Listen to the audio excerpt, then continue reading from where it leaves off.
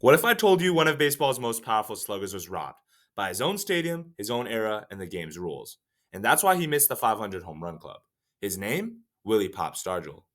Stargell hit over 475 home runs in his 21-year career with the Pirates during 1962 to 1982. But what was more surprising is where he hit these mammoth home runs.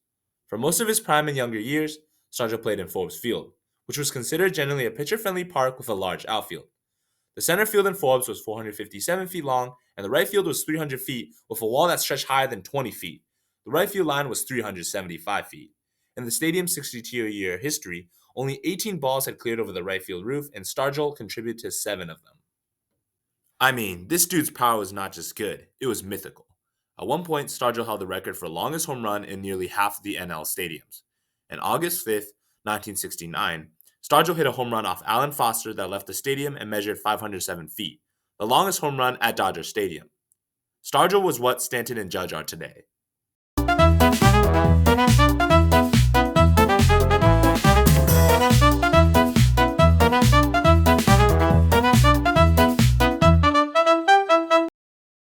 Stargell's teammate and Pirates legend Roberto the Great One Clemente stated that he hit 400 fly balls to the warning track that would have been home runs anywhere else.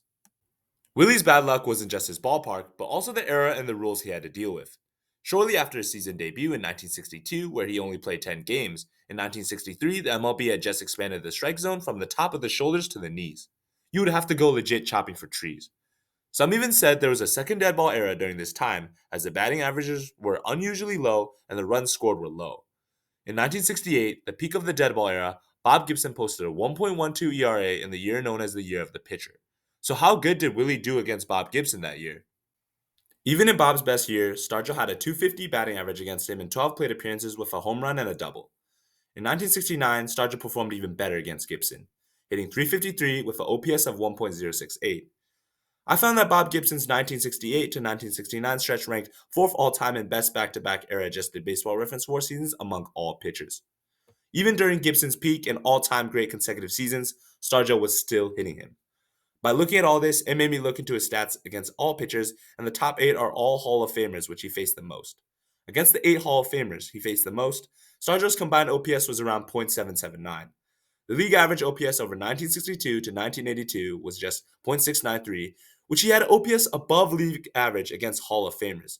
That's not just solid, it's against the best of the best.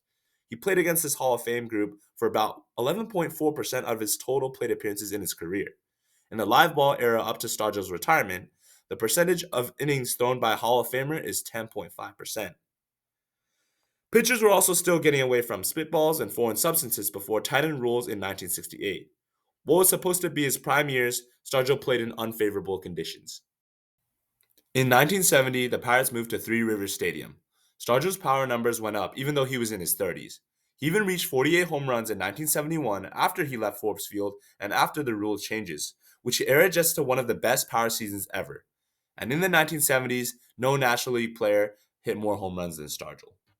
In 1979, at the age of 39, Stargell made history. He became the first and only player in baseball history to win the National League MVP, NLCS MVP, and World Series MVP in the same season. In the postseason, he was ridiculous, slashing a .871 career OPS in October with 2 rings to prove it. So how good was Stargell really? Stargell hit 475 home runs throughout his career, which ranks him 32nd all-time. But by using the Full House model, with era-adjusted stats that account for differences in league's talent pool size and competitive depth over time, Stargell's home run total is well over 500, at 527, which moves him up to 10th all-time. His era-adjusted at-bats per home run is at 15.35, which ranks 8th all-time, much higher compared to his raw numbers at 16.7 at-bats per home run, which still ranks him 55th all-time. This model supports the idea that Stargell should have 500 home runs.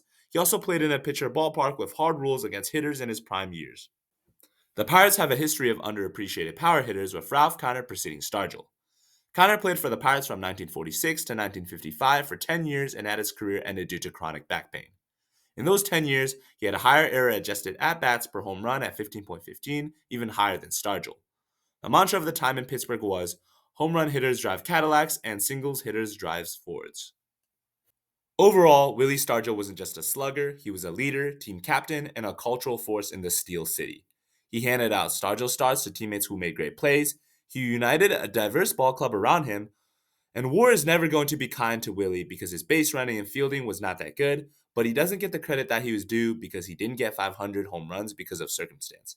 Had he got to 500 home runs, he would have been someone more talked about. Willie Stargell wasn't just a power hitter, he is one of the most dangerous sluggers of all time. He crushed elite pitching in an era stacked against hitters in one of the toughest parks to hit in. He should have cleared 500 home runs with ease. Next time the all-time power hitter conversation comes up, don't sleep on Stargell.